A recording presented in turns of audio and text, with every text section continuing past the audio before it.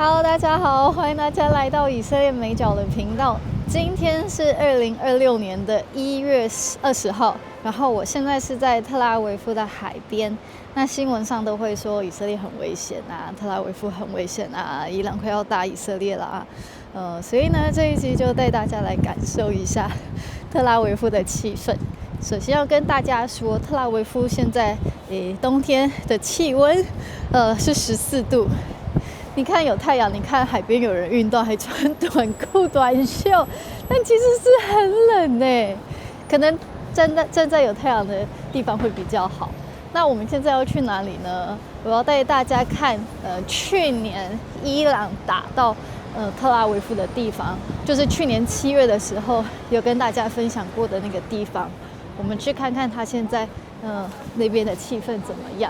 那今天是禮拜2，就是普通的工作日，所以在路上你沒有看到很多的小孩跟人，因為還是要工作。那這個是什麼呢？我停在這裡，這個其實是特拉維夫的政府給家長的，就是可以放玩具的地方。如果你家裡有不要的玩具，你就可以放在這裡給其他人用。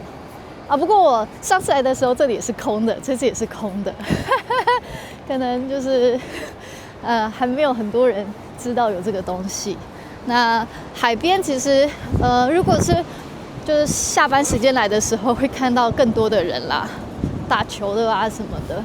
上次就看到很多人，但也可能是因為現在很冷啦。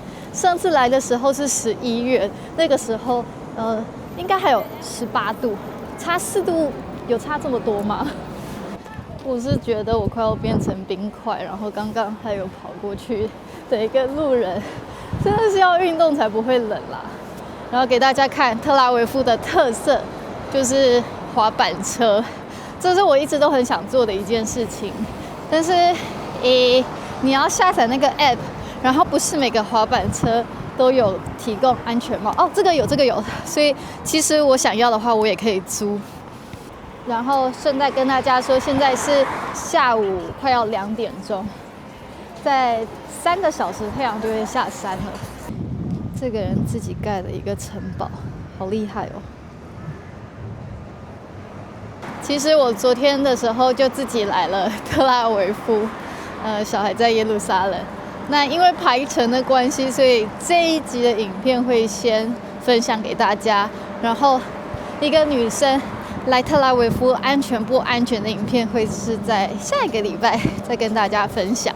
然後跟大家介紹一個很重要的東西，就是這裡啊有一個給腳踏車的紅綠燈，因為腳踏車他們騎超快，所以就等於說像車子這樣，怕他們撞到行人，所以如果要過這條馬路的話，是2個斑馬線，一個是給腳踏車的，一個是給一般的車輛的。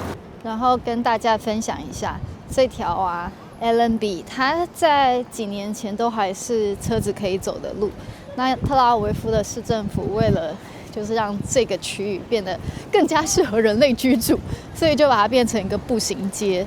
那這個影響差超多的，因為大家就可以在這裡休息啊。它整條街的那個使用度就比之前高很多，因為這之前。我記得我那個時候來，我就覺得說，哇，怎麼會特拉維夫這麼的荒廢的感覺？不是應該有這麼好的海，應該會有很多人在這裡就是休息呀。那他現在就是真的做得很好，然後在海邊也可以租那個衝浪板啊，還有 kayaking 那個叫什麼啊？橡皮艇。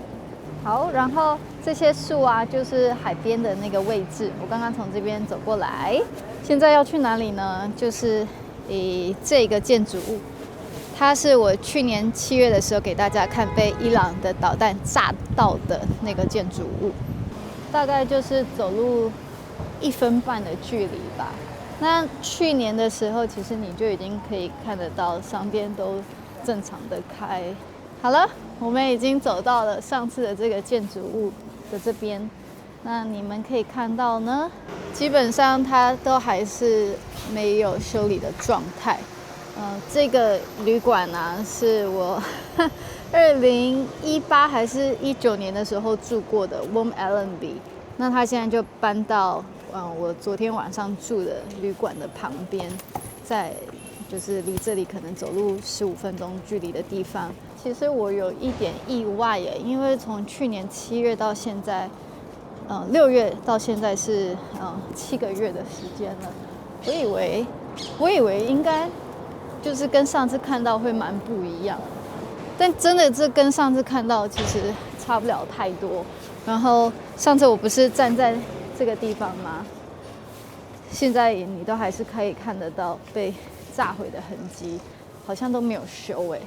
然後呢，帶大家來這間咖啡廳，它叫做 Nourish Cafe， 它就在被炸到的這個地方，那個時候就關門了，可是沒有很久，它就又重新開門，這個就是展現出以色列人的韌性。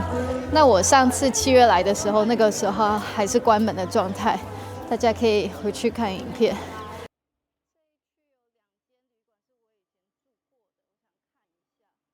這是現在的樣子，生意看起來還不錯。來看看他有賣什麼好玩的東西。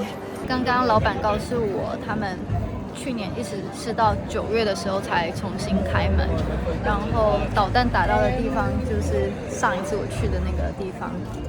就在那裡，我上次就是站在那個地方跟大家做分享。那在以色列，我們都有那個 APP， 我們會提早可能是15分鐘知道伊朗那邊有射導彈過來，所以要去防空洞。那一次是早上4點，大家收到的這個警告都有去防空洞。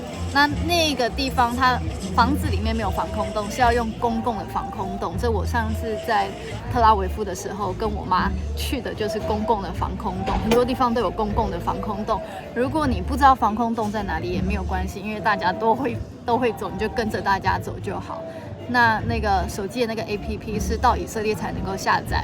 如果說真的有人是在看到這個影片的時候人在以色列的話，我也是會建議你就下載一個叫做 Homefront Command， 然後另外一個叫做 Red Alert。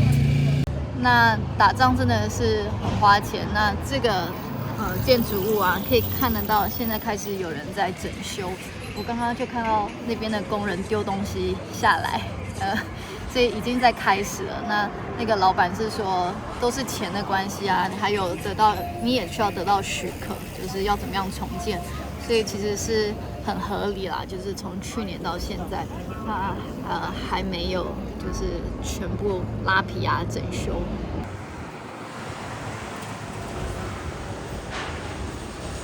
我在這裡點了一個飲料，那我們等一下喝完飲料再去附近走一走。那順便講一下，這間咖啡店的名字叫做 Nourish， 這是這個店長的好朋友3個好朋友的名字 Noah、Omri 跟 Shai， 所以是他們的縮寫。這3個好朋友都在10月7號的那個音樂季的時候被屠殺，所以這個老闆就是用他們名字的縮寫來紀念他的好朋友們。所以我會把這個地點放在那個資訊欄，希望大家來到以色列的時候可以來支持他。如果要來的話，裡面不能拍攝，只能用手機拍攝，因為它裡面有很多漂亮的畫。好，我們來看一下周遭的環境目前長什麼樣。那目前這邊都還可以看得到之前炸過的痕跡，所以其實如果像我剛剛坐在那邊喝咖啡然後就看這樣子的一個風景，其實是還蠻詭異的。但是你問以色列人，難道他們不會覺得很詭異嗎？就是明明還在打仗，然後卻還要繼續生活。那我也有問這個咖啡廳的老闆，為什麼他要在戰爭時期開店？因為他的店是2025年的3月的時候開的，那個時候其實以色列跟那個哈馬斯是戰爭1年多的時間，為什麼要在戰爭時期開店嘛？但是他說，因為這是他熱愛做的事他一直都是在餐飲業，所以他一直就想要開店，他不可能為了就是一個戰爭還不知道要打多久的戰爭，然後就停止他的夢想。那我覺得一方面也是因為他必須做這件事情，讓他自己很忙，他才不會好像垮掉。他一定要有一個東西在生活中去支撐他。所以我剛剛跟他聊天，我覺得真的是很不容易啦。而且我沒有問他有沒有當兵，但是你看他的年紀，就是我的年紀，可能比我小一點，所以我覺得他也是見過很多事情的人。所以如果大家有機會來的話，可以過來這邊給他們一些支持。他的那個茶有點甜，偏甜。如果可以跟那個waitress 跟他說不要加那麼多糖的話，可能會比較好。這一間咖啡廳也是那個時候有暫時關門，不知道大家記不記得這一個路口，之前就有在外面帶給大家看過。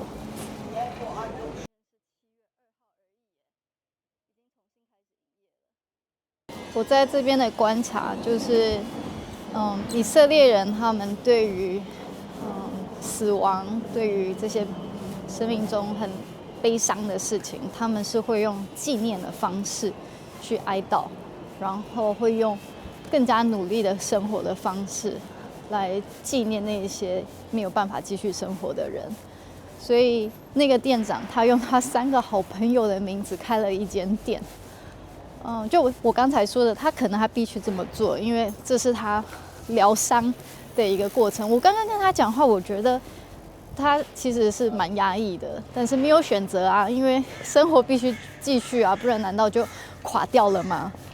那我不知道其他的文化的人、民族的人是用什麼樣子的方式來面對哀傷，但因為以色列他別無選擇啊，他從建國之前，猶太人開始回歸這塊土地，然後當地的阿拉伯人因為宗教領袖的關係，就開始要對猶太人就是起了很多的衝突，然後幾乎每10年就有一場戰爭。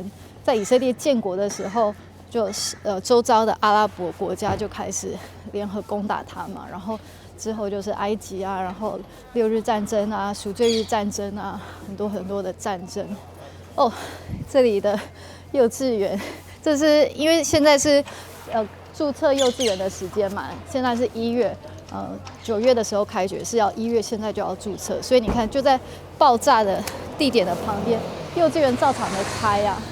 那這就是這個民族他因為沒有辦法的關係，所以他只好就是更加努力的生活。